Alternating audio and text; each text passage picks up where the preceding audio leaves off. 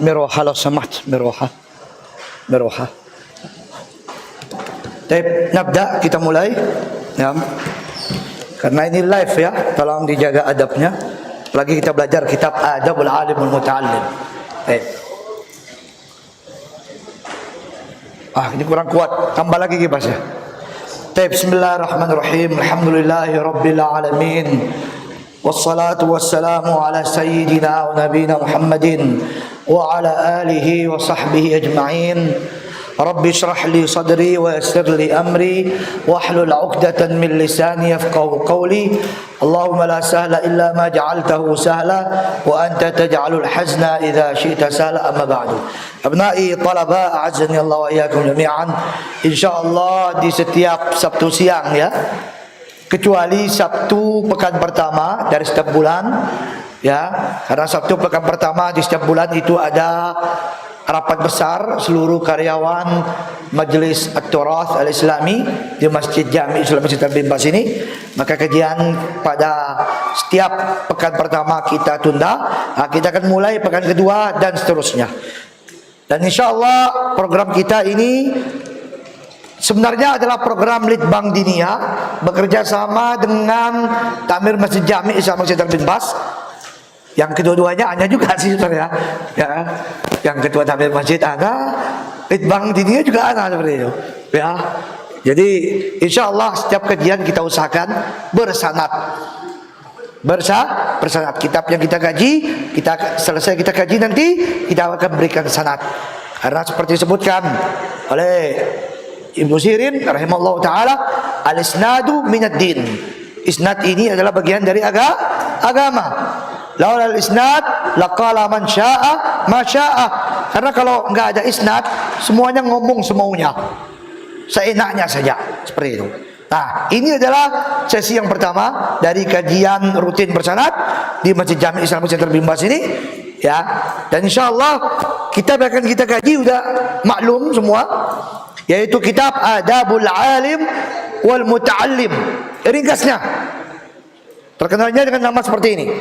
Padahal kalau panjangnya, nama panjangnya Adabul Alim wal Muta'allim fima yahtaju ilaihi al muta'allim fi ahwali ta'allumihi wa ma yatawaqqafu alaihi al muallimu fi maqamati ta'limihi.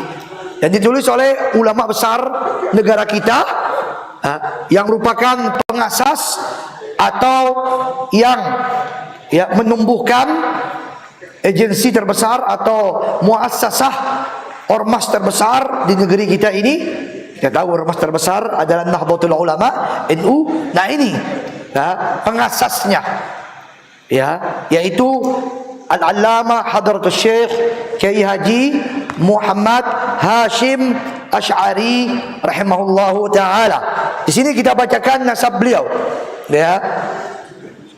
Nasab beliau bernama Muhammad Hashim bin Asy'ari bin Abdul Wahid bin Abdul Halim, yang dikenal dengan ya Pangeran Banawa ya, putra dari Abdurrahman yang dikenal dengan Jaka Tingkir atau Sultan Hadi Wijaya, seperti itu. Bin Abdullah bin Abdul Aziz bin Abdul Fattah bin Maulana Ishaq. Maulana Ishaq ini dikenal dengan Sunan Giri, salah satu dari Wali Songo. Nah, beliau lahir ulida Syekh rahimahullah taala ya. Beliau lahir, semoga Allah merahmati beliau, pada hari Selasa tanggal 28 Zulqa'dah.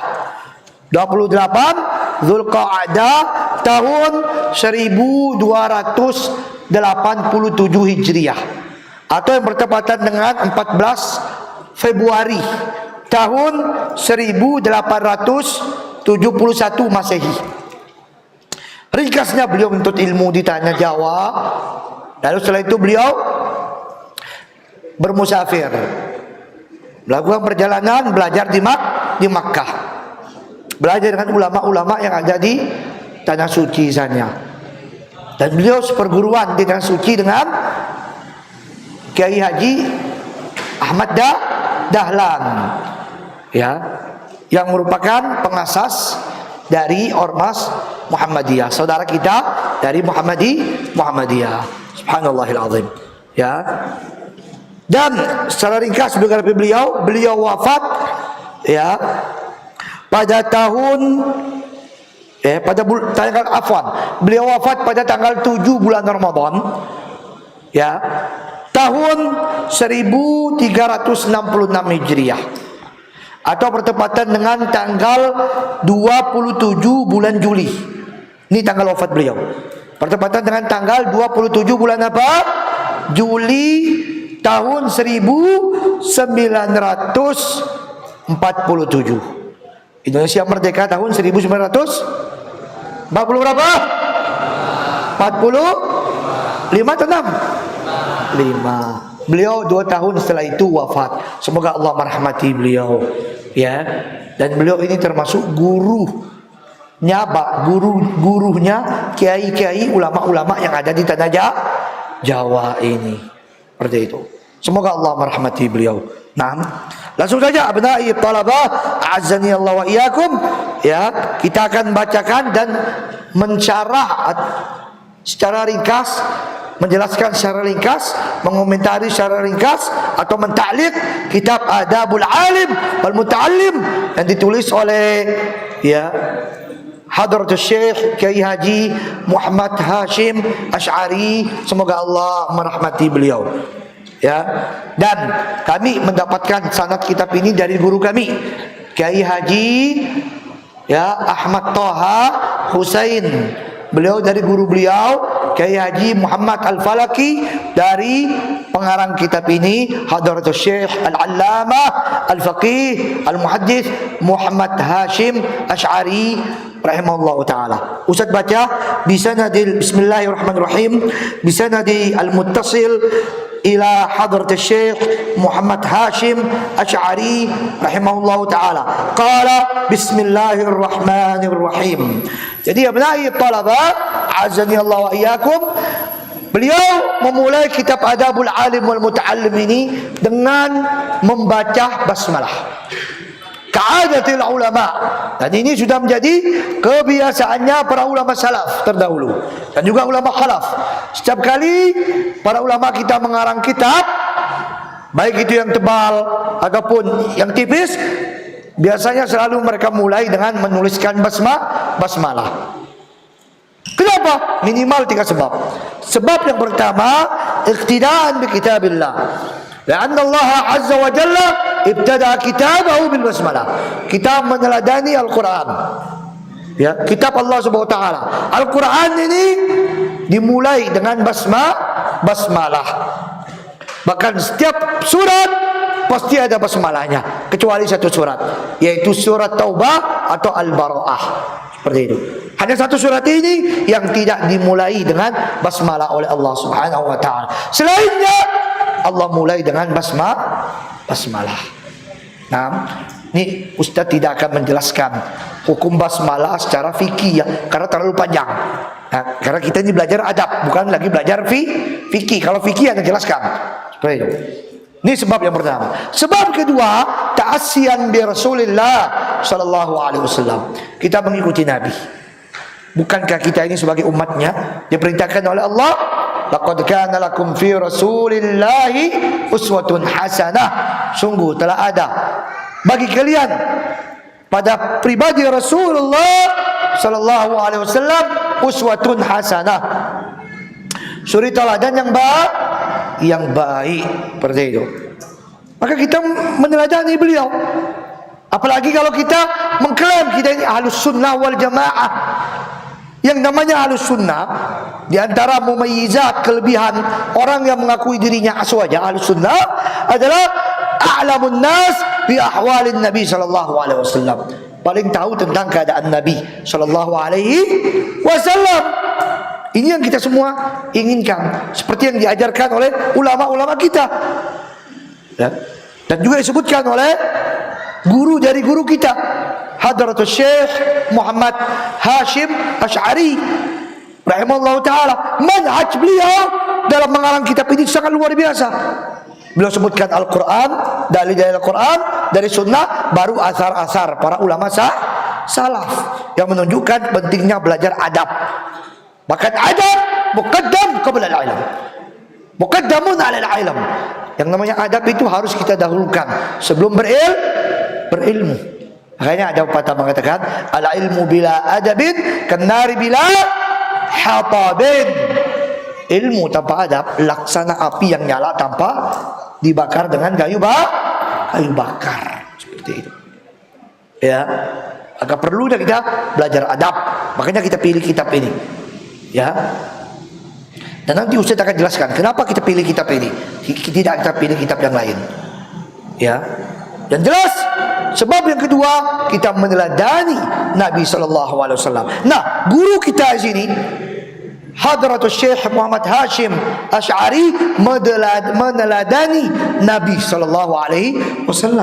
Karena Nabi SAW, ya, setiap kali beliau menulis risalah surat beliau, alladzi arsalahu ila mulukil Arab wal ajim, yang beliau kirimkan ke raja-raja zaman beliau, baik itu raja dari bangsa Arab ataupun non Arab, ada bangsa Romawi, ada bangsa Persia dan lain sebagainya. Beliau selalu mulai surat tersebut dengan menuliskan basmalah, bismillahirrahmanirrahim. Karisalati ila Herakl Azim Rum, seperti yang Nabi SAW menuliskan surat yang beliau layangkan kepada Raja Romawi saat itu, Heraklius. Dalam surat itu Nabi mulai dengan baca basmalah, bismillahirrahmanirrahim, min Muhammadin abdillah wa rasulihi ila azimir Rum Heraklah, aslim taslam, dan seterusnya, dengan menyebut nama Allah yang Maha Pengasih dan juga Maha Penyayang, dari Muhammad hamba dan rasulnya Allah kepada siapa? Azimir Rum Heraklah, ila Herakl Azimir Rum, kepada Raja Heraklius, penguasa bangsa Romawi. Bayangkan Nabi klaim kafir. Di sini ada pelajaran sangat penting yang Nabi SAW ingin beliau ajarkan kepada kita, yaitu hormatilah seseorang. Kata Imam Ali bin Abi Thalib radhiyallahu ta'ala an, sahabat yang mulia, wa karramallahu wajhah, apa kata beliau? Anzilun nasa manazilahum, posisikan manusia itu sebagaimana mestinya. Heraklius kafir, bukan mukmin. Ya, tapi Nabi tahu dia adalah seorang raja, maka Nabi yatalattaf bihi. Nabi ingin dia masuk Islam, makanya Nabi hati Raja Heraklius ini. Ya, dan Nabi berlemah lembut kepada raja tersebut melalui suratnya. Dihargai oleh Nabi sallallahu alaihi wasallam. Azimir Rum, penguasa Romawi. Subhanallahil azim. Kita pun sama. Ustaz, kalau orang enggak sepaham sama kita, jangankan orang enggak sepaham sama inti, dia muslim atau kafir? Muslim. Orang kafir saja kalau dia punya kedudukan, kita hormati kedudukannya. Sebagaimana Nabi menghormati kedudukan raja-raja yang non muslim yang sezaman dengan beliau. Inilah kaidah kehidupan yang diajarkan oleh Nabi kita Muhammad sallallahu alaihi wasallam. Seperti itu. Baru setelah itu Nabi mengutarakan maksudnya, aslim taslam, masuklah Islam niscaya engkau akan selamat, dan seterusnya. Ya. Dan di antara orang yang disurati oleh Nabi itu ada yang memuliakan surat Nabi dan utusan Nabi, seperti Raja Romawi memuliakan utusan Nabi, seperti itu. Ya. Ada juga yang menghinakan surat Nabi, seperti Raja Persia. Ketika sampai kepadanya surat dari baginda sallallahu alaihi wasallam, apa yang dilakukan oleh Kisra ini? Dia merobek surat Nabi. Seraya berkata, ayaktubu li hadza wa huwa abdi, apakah dia akan menulis surat ini kepadaku padahal bangsa Arab itu adalah budakku? Dia berlaku kasar. Ya, merobek surat baginda sallallahu alaihi wasallam. Ketika hal ini sampai ke telinga Nabi, Nabi mendoakan ya Kisra, Raja Persia tersebut. Dia telah merobek suratku, mazzakallahu mulkah. Semoga Allah menceraikan kerajaannya. Dan terkabul doa Nabi. Pada zaman Umar bin Khattab, kerajaan Persia dilululantakkan, ditaklukkan oleh pasukan Islam. Bahkan sampai sekarang mereka berangan-angan untuk menumbuhkan kembali, menggapai kembali kejayaan masa lalu mereka. Kerajaan Persia sudah tidak mampu lagi, karena ini adalah doanya Nabi. Makanya Nabi bersabda, fa idza halaka Kisra fala Kisra ba'dahu. Kalau Kisra sudah hancur, mati, gelar raja Persia, maka tidak akan ada Kisra setelahnya. Subhanallahilazim. Beda dengan apa? Orang Romawi yang memuliakan, raja Romawi memuliakan utusan Nabi, maka Allah mempertahankan selama kurang lebih 800 tahun kerajaan Bizantium Romawi Timur masih tetap berdiri sampai ditaklukkannya nanti oleh Sultan Muhammad Al-Fatih rahimallahu ta'ala. Nah, al-muhim, ini sebab yang keberapa ya sebab? Yang kedua. Adapun sebab yang ketiga, tabarrukan bil basmalah. Kita ngalap berkah. Ngalap berkah. Ini tahu ngalap berkah enggak? Ngalap berkah itu apa itu bahasa? Ini bahasa Jawa ya. Bahasa Indonesianya apa? Mencari berkah dengan basmalah. Nabi SAW bersabda dalam sebuah hadis, hadis yang hasan karena banyak turuknya, banyak jalannya, sehingga kalau kita kumpulkan jalan-jalan hadis ini, derajatnya naik menjadi hasan. Seperti disebutkan oleh para ulama, yaitu sabda Nabi SAW, kullu amrin dzibalin la yubda'u bi bismillahi fahuwa aqta. Setiap urusan yang baik kalau tidak dimulai dengan basmalah, aqta, maka terputus. Apa yang maksudnya terputus? Maqtu'ul barakah, enggak dapat berkah. Seperti itu. Ini kita belajar ini, baca basmalah dulu. Kita minum juga baca bismillah agar diberkati oleh Allah Subhanahu wa taala. Seperti itu. Nah, kita lanjut. Qala alhamdulillahi rabbil alamin. Beliau memulai kitab beliau dengan memuji Allah Subhanahu wa taala. Alhamdulillahi rabbil alamin. Alhamdu wassana wassana. Alhamdu itu adalah puji-pujian kepada Allah Subhanahu wa taala alal jamil al ikhtiyari. Wassana'u alal jamili al ikhtiyari. Ya, kita memuji seorang karena memang seorang tersebut pantas untuk kita puji, pantas untuk kita agungkan. Ya, mahabbatan wa ta'ziman. Dan karena kita cinta dan kita hormati orang tersebut. Ini namanya alhamdu. Berbeda dengan as-sana. Kalau as-sana memuji orang karena ya untuk balas budi. Ada muqabalahnya, ada timbal balik. Ini namanya as-sana. Paham? Kalau alhamdu beda. Seperti itu. Nah, lillahi, lam sini lil istihqaq. Lillah, yang paling berhak untuk menerima pujian hanyalah Allah Subhanahu wa taala rabbil alamin, Tuhannya segala alam. Ya. Wa salatuhu wa salamuhu ala sayyidina Muhammadin asyrafil mursalin wa khatamin nabiyyin.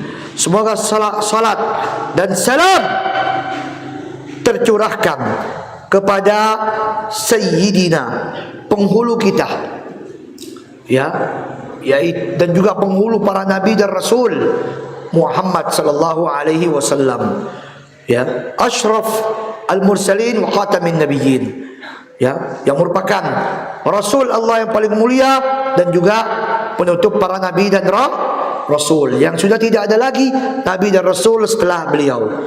Wa ala alihi at-tayyibin, dan salawat serta salam semoga terpanjatkan kepada keluarga beliau yang baik, alihi at-tayyibin, keluarga beliau. Seperti yang disebutkan oleh Imam Syafi'i, alun Nabi, kata Imam Syafi'i, hum aqaribuhu min Bani Hashim wa min Bani Abdul Muttalib.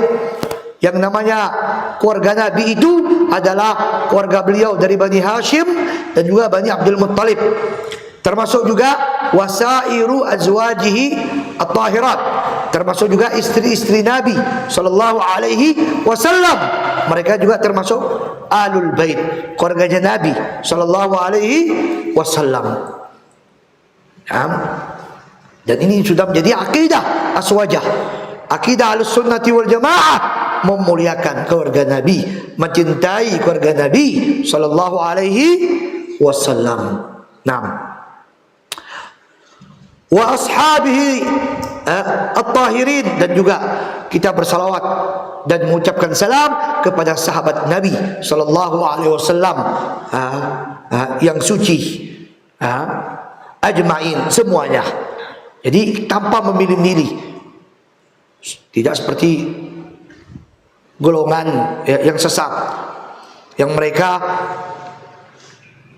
hanya mengagungkan Ali, Al-Hasan dan Husain, Fatimah, Az-Zahra dan lain sebagainya, namun mengkafirkan Abu Bakar dan Umar, waliyadzubillah. Atau secara global dia menghormati para sahabat, yataradda anhum, meridai para sahabat, namun malah menghina para sahabat tertentu, seperti mensifati Umayyah dengan sifat-sifat yang tidak baik, atau mensifati sahabat Utsman bin Affan dengan nepotisme dan lain sebagainya, wal'iyadzubillah.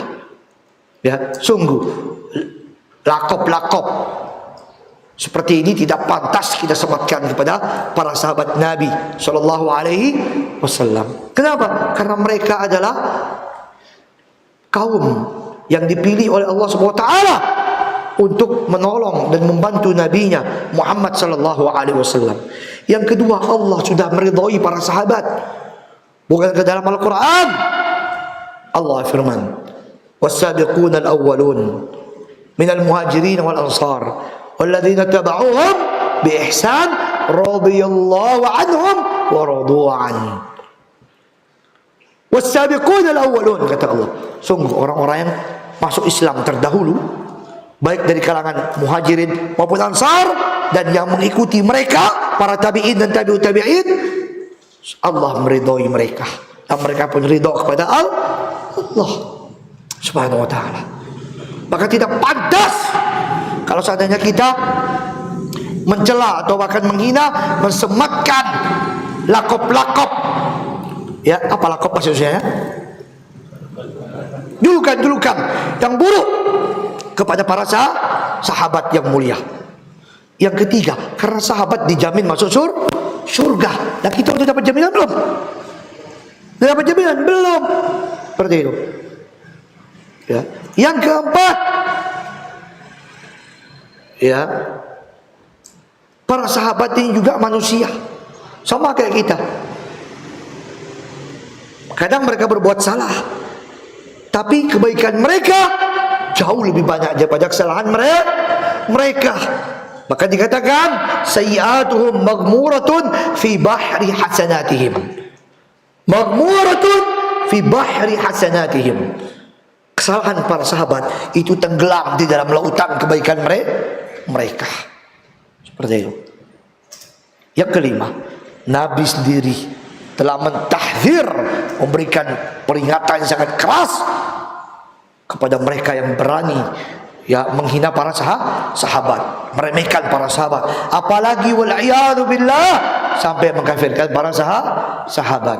Sebutkan dalam hadis yang sahih, la tasubbu ashabi, jangan sekali-kali kamu menghina para sahabatku. Falladzi nafsi biyadihi, Nabi bersumpah, demi Allah yang jiwaku berada di tangannya, kata Nabi sallallahu alaihi wasallam, lau anna ahadakum anfaqa mithla uhudin dhahaba ma balagha mudda ahadihim wala nasifah. Kalau seandainya salah seorang di antara kalian menginfakkan satu emas bukit Uhud hanya untuk menggapai kemuliaan salah seorang di antara sahabatku, enggak akan sampai. Jangankan satu mud, setengah mud saja tidak akan dapat sampai. Tahu mud ya? Satu mud itu dua telapak tangan orang dewasa yang disatukan seperti ini. Ini namanya satu satu mood seperti itu. Ya. Makanya kita diperintahkan untuk bersalawat dan salam kepada sahabat Nabi radhiyallahu taala anhum ajma'in. Kemudian beliau melanjutkan, amma ba'du. Ya, amma ba'du.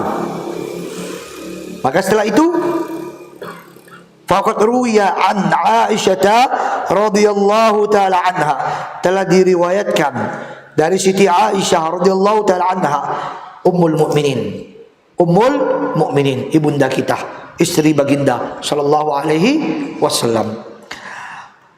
An Rasulullah sallallahu alaihi wasallam qala, bahwasanya Nabi sallallahu alaihi wasallam bersabda,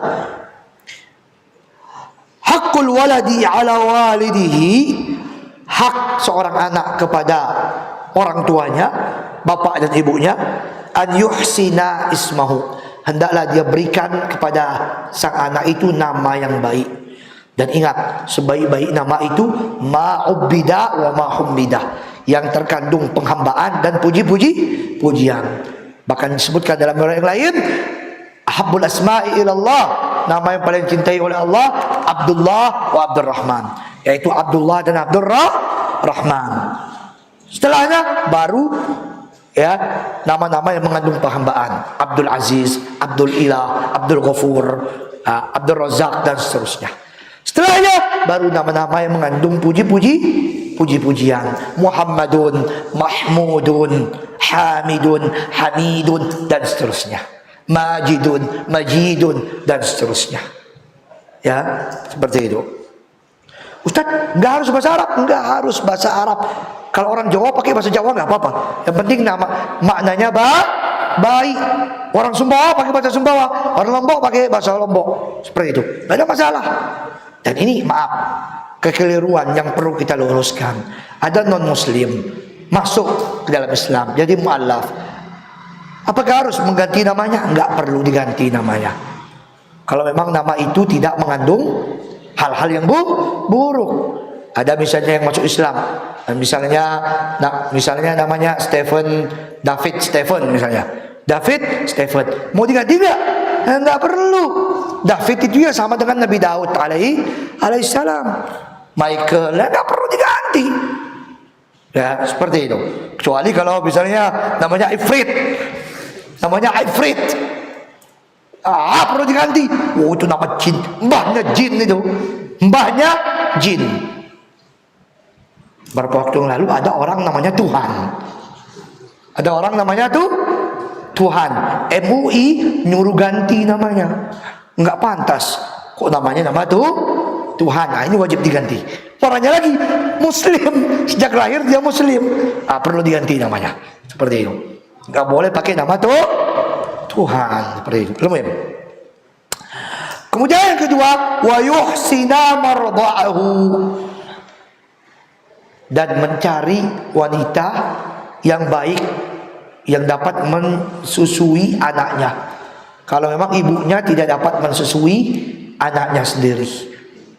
Yang ketiga, wa yuhsina adabahu, ini yang paling penting, yang merupakan hak seorang anak atas orang tuanya, bapak dan ibunya atau walinya, ya, yaitu memperbaiki dan memperbagus adab dari anak tersebut. Hadis ini dari Abdullah bin Abbas, dalam riwayat lain juga sebutkan, diriwayatkan oleh Imam Al-Baihaqi dalam kitab beliau Syu'abul Iman, dan juga Imam Al-Bazzar dalam kitab beliau Musnad Al-Bazzar. Nah, baik. Kemudian wa'an Ibnu Sirin, dari Ibnu Sirin, Muhammad bin Sirin, ya, Abu Bakar Al-Ansari. Gelar beliau adalah Abu Bakar Al-Ansari, Maula Anas bin Malik, yang merupakan siapa? Hambanya, budaknya, dulunya beliau adalah budak dari sahabat yang mulia Anas bin Malik. Berkhidmat kepada siapa? Anas bin Malik. Anas bin Malik berkhidmat kepada siapa? Rasulullah sallallahu alaihi wasallam. Bayangkan 10 tahun Anas bin Malik, seorang sahabat yang mulia, berkhidmat kepada Nabi sehingga menjadi salah satu ulama besarnya sahabat. Begitu juga ada orang yang berkhidmat kepada Anas bin Malik, Muhammad bin Sirin. Sini ada faedah penting. Apa faedahnya? Kalau kita berkhidmat kepada guru kita, apalagi kalau itu seorang ulama, insya Allah kita pun akan kecepritan ilmu barokah dari guru tersebut. Dan ini ya nggak perlu dalil, sudah nyata.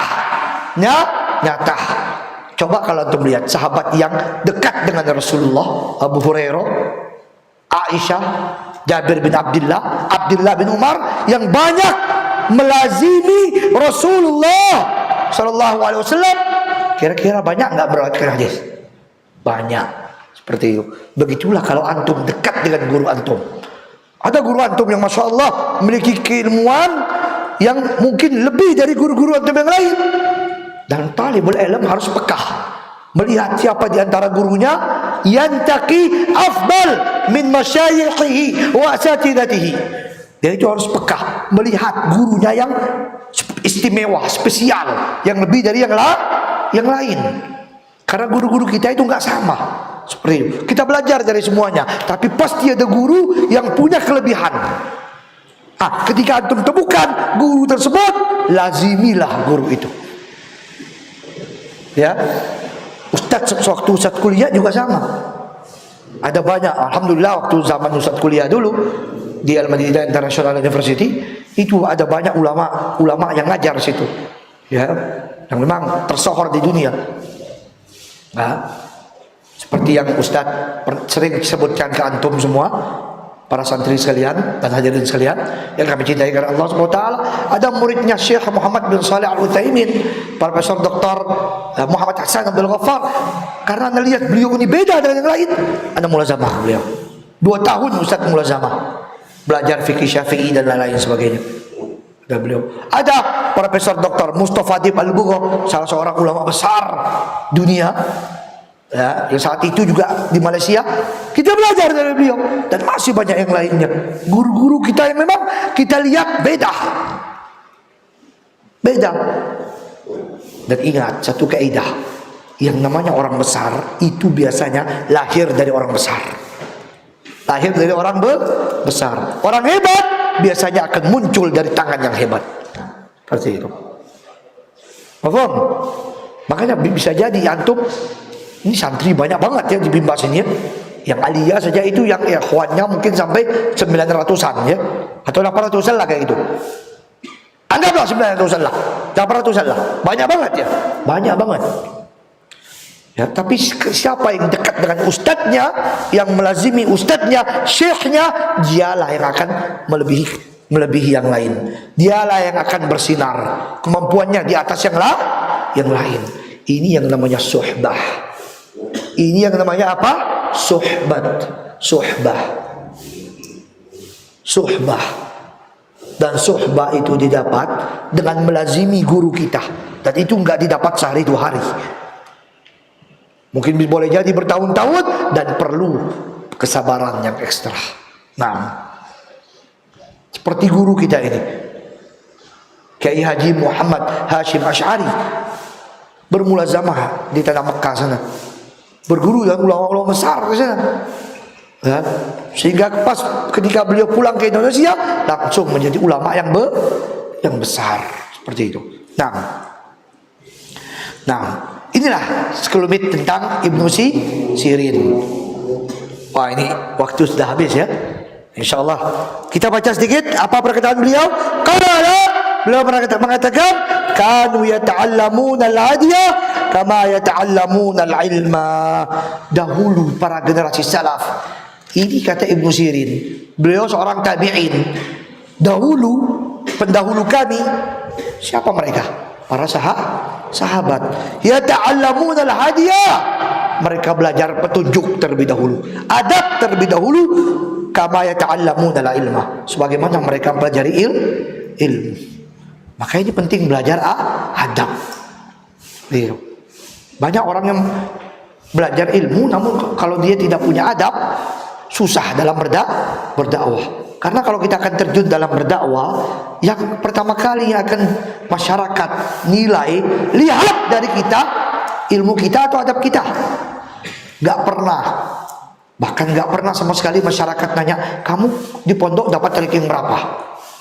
Kamu dapat prestasi apa? Berapa nilai ini dan itu? Gak pernah. IPK kamu berapa? Gak pernah. Yang akan pertama kali mereka lihat dari kita adalah akhlak dan adab kita. Kalau kesan pertama bagus, berikutnya insya Allah akan baik. Nah kalau kesan pertamanya aja udah buruk, wah mau dakwah juga nanti, ya mungkin tidak akan mulus seperti itu. Nah, Allah Ta'ala alam bisawab. InsyaAllah pada kesempatan yang akan datang kita akan lanjutkan kembali biidznillah azza wa jalla. Sebelumnya ada pertanyaan, silakan. Sebelumnya tutup. Nah, ini semua punya kitab ya. Barakallahu fikum. Nah, ada yang mau bertanya silakan, tafadhal. Fi soal. Ada pertanyaan? Kalau nggak ada, kita tutup. Sallallahu ala nabiyina Muhammad wa ala alihi wa sahbihi wa baraka wa sallam. Wal 'asri innal insana lafi khusr illa alladhina amanu wa 'amilus salihati wa tawassaw bil haqq wa tawassaw bis sabr. Assalamualaikum warahmatullahi wabarakatuh.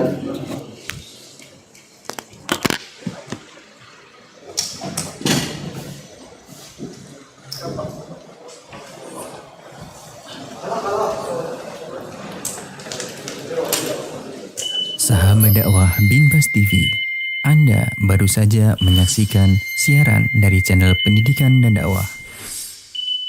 Dipancar luaskan langsung dari Pondok Pesantren Islamic Center Binbas Pusat, Yogyakarta. Semoga bermanfaat.